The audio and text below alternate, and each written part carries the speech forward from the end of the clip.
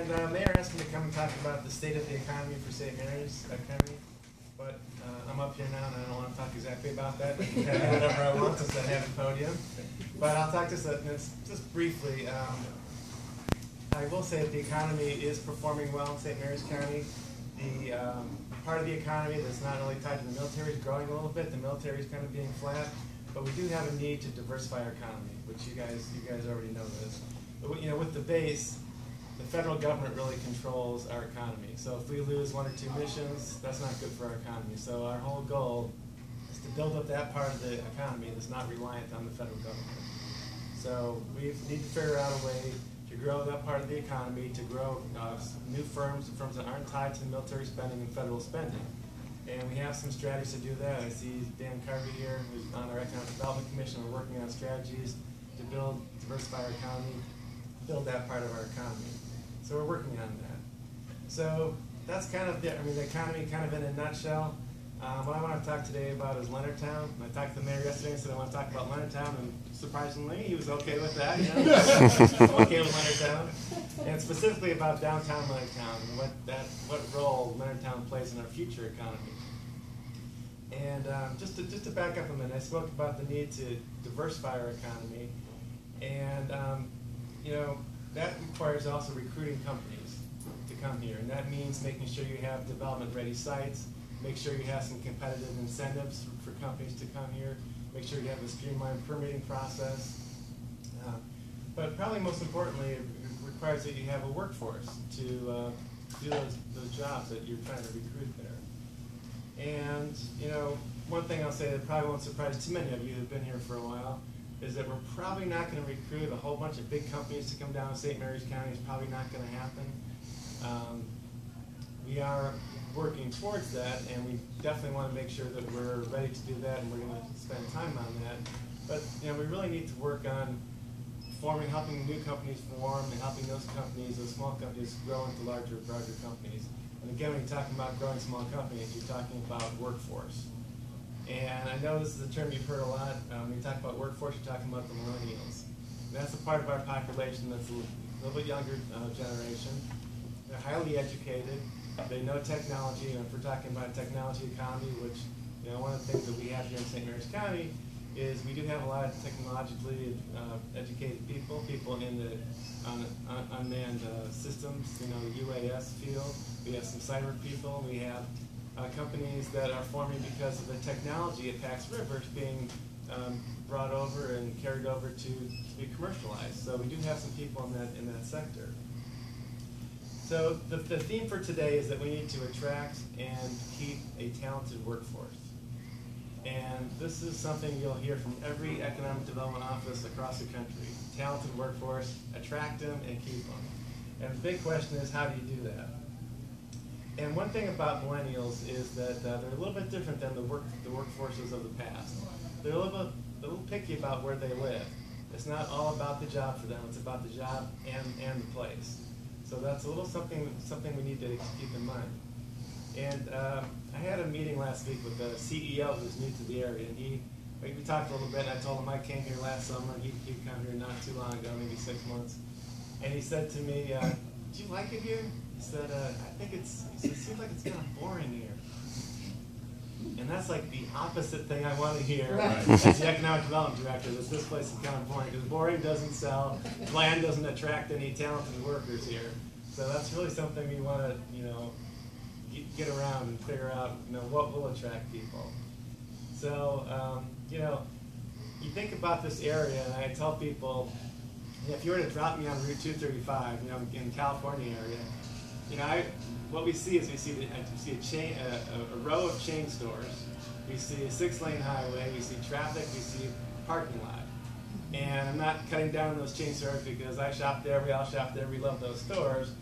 But there's nothing really unique about that. There's nothing really interesting about that area. It's kind of anywhere USA. It's not what planners call. There's no sense of place there. You can't bike there. You can't really walk around there. There's no meeting and gathering places. It's just kind of there. So I would argue that downtown Leonardtown is really the only place in our community that really fits that bill of a place that's kind of a meeting and gathering place, that's kind of unique, and can really help to attract millennials. And if you've read anything about millennials, you've heard that they're really attracted to large urban areas, the downtowns of big cities. But there's a couple of caveats to that, and that first one is, you know, when you're young and single, living in a downtown in a loft is super cool and it's great. But as you get a little bit older and you get married and you have a couple of kids and a dog, then maybe that doesn't work out so well. Maybe you're looking for a little more space and you're looking for a good school system. So I was putting my notes down for this speech, and I was thinking about this commercial on TV that I see all the time, and I love it. It's with I think it's a life insurance commercial, and it's a young guy who's at a party with his friends, and he's, you know, and everything's happening. He's in the great drinking beer, and he's like, "I'm never getting married." Yeah. And the very next scene is him buying an engagement ring, and then, you know, he's with his young wife, and then someone walks by in an airplane with the, you know, the screaming baby. He's like, "You were never gonna have kids." Next thing, he's got a couple babies, you know. So the message is that you think, you know, nothing's going to happen and you're going to be the same, but we all know as you progress, things change. The second caveat about the millennials is they're very, very active. And they like to bike, and they like to hike, and they like to get out on the water and do active sports. So you can see with those two things that we kind of have a little bit of and we can compete for those people because we have some of those things. I think, you know, if they're close to an urban area, you can get to it easy. And if they can get a good paying job, you know, I think this area is very, very attractive to them. So talking a little bit more about Leonardtown and kind of getting into it a little bit. Leonardtown's going through a transition, and it's kind of gone through a lot of the transition. A lot of downtowns across the country are going through or have gone through. And that's, you know, it's at some point, everyone's got like a thriving downtown. And then at some point, people kind of moved out, and for a variety of reasons, sometimes it was the shopping mall. But stores moved out, the people moved out, downtowns were kind of dead, sometimes crime moved in, and sometimes the infrastructure was starting to crumble. And we had this for a while across the country, and then people realized, you know, downtowns are important. And sometimes it was the millennials saying we want to live in a downtown area, but it was a lot of other people, kind of champions of downtown, and city leaders saying downtown is important for us. And you have this acknowledgement that we need to kind of revive our downtown. And you know, to get that going, there are a bunch of things that kind of happened at once. But you know, one of the things that happens is the city leaders, once they make that decision that, hey, we want to emphasize our downtown and get it going, they send a signal to developers that we would look at downtown development favorably. And sometimes they have incentives, and they tell developers, hey, we're going to help push your projects through, and things are going to be easy for you downtown. Because they really want to get private investment. The second thing that cities and towns do is they put public dollars in their downtowns. So they fix up their sidewalks, and they fix up their streets, and they do make sure the street lights are nice, and they sometimes do parking structures and parking garages. And they, you know, maybe sometimes, I know we have had an issue here about the library not being downtown, but sometimes, you know, if you can do it, you put up some public buildings, you reinvest public dollars back into the downtown, and that signals to people that we're just not trying to get the private sector dollars, we're also putting public dollars into our downtown to make it a thriving downtown. And then while these things are happening, you also have these kind of champions of downtown who start holding events downtown to bring people downtown. And Leonardtown does this great. I mean, you've got holiday events and just different kinds of events that bring people downtown. And even when there's not a whole lot going on downtown, if you can bring people downtown and show them, hey, downtown's important, this is what's happening downtown, get people comfortable with downtown. And I think back to Tucson, and I worked, as Robert said, I worked in Tucson for probably 25, 26 years, and when I started down there was nothing happening in downtown Tucson. I mean, there were a couple of lunch places, and you know, downtown, like every place, used to be a bustling downtown, and then it was like nothing happening in downtown Tucson. But they started to do some of the things I talked about. They started investing in their downtowns with public dollars, and they started holding events, and they had something they called Downtown Saturday Night. And I think you have something on for Friday nights. Right? First Fridays. First Fridays. So people kept telling me, oh, you got to come down to Downtown Saturday Night. So I said, okay, you know, I work downtown, and I said, all right, I'll go down Downtown Saturday Night. I went down there with my wife, and there's like thousands of people walking up and down the streets of downtown Tucson. And there's nothing in downtown Tucson. I mean, there's no restaurants, there's no clubs, there's no bars, there's no theaters.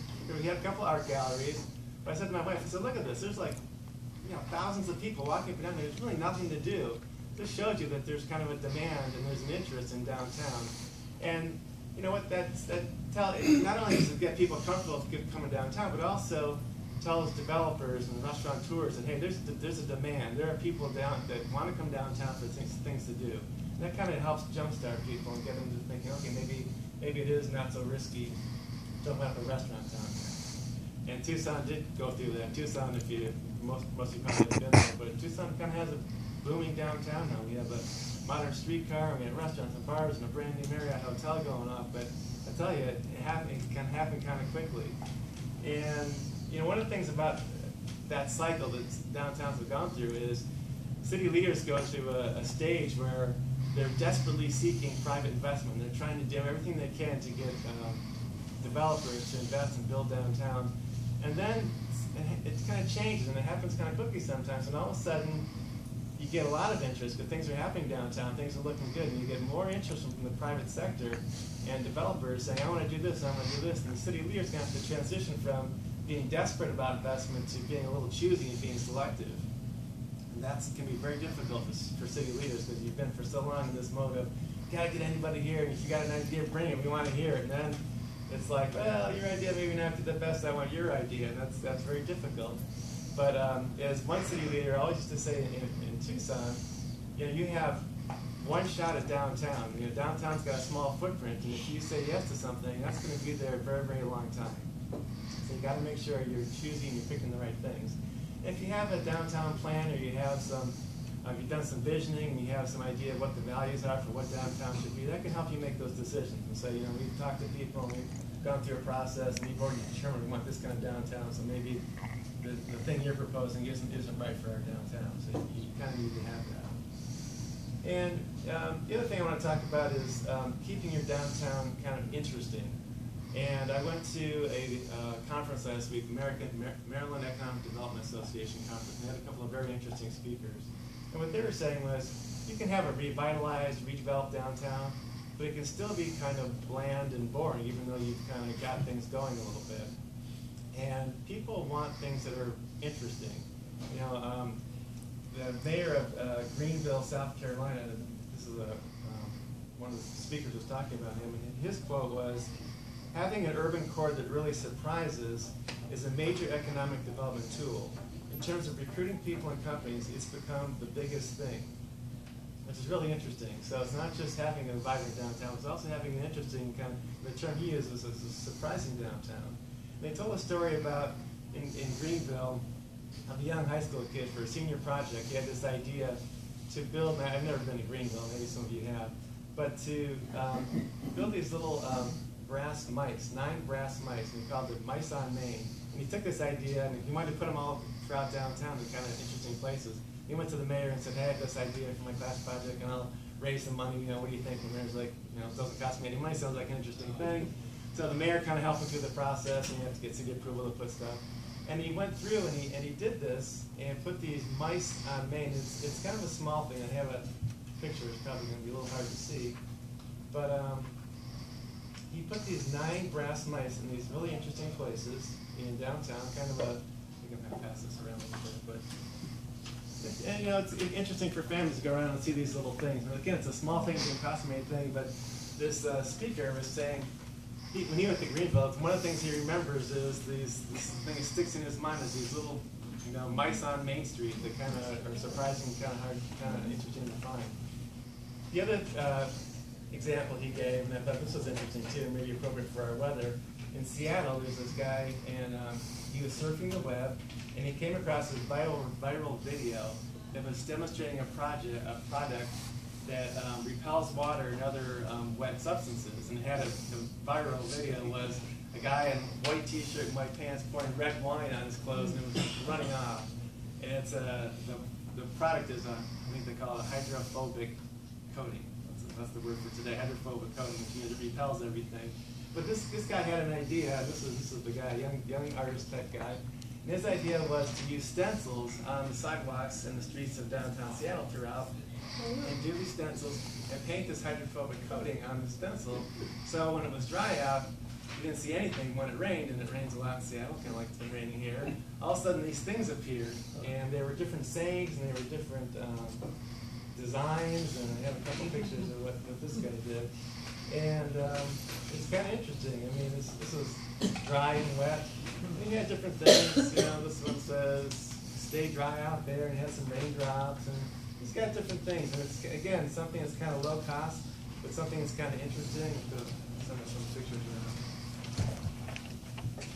And yeah, the third example he gave was in Denver. And I've been to Denver, but I haven't seen this. It's got something called the Blue Bear. Anybody seen the Blue Bear in Denver?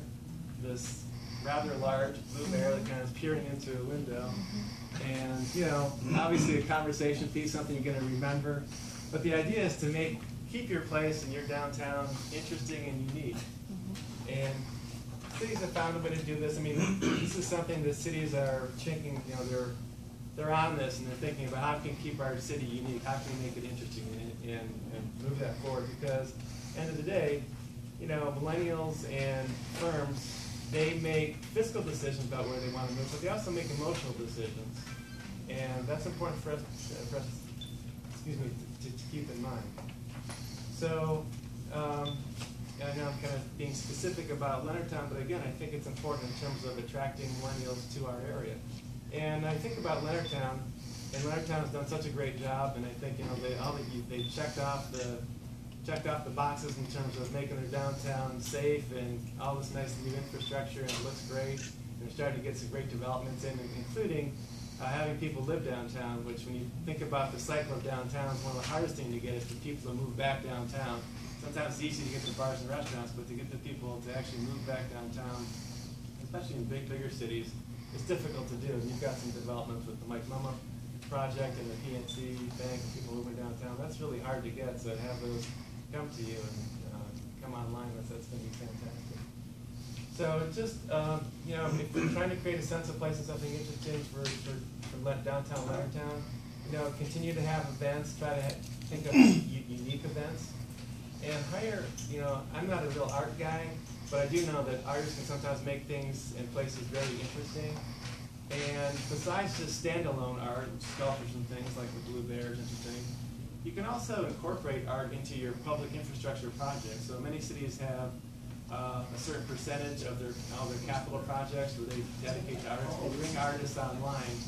So when they're building sidewalks and they're doing street benches and they're doing different things that require public dollars, they bring an artist down and say, hey, you know, can you help us make this, it's going to be functional. We also want to make it more interesting, want to make it unique. And you'd be surprised about what kinds of things people come up with. There's a couple more examples. Here's not a very good photo, but here's a street bench.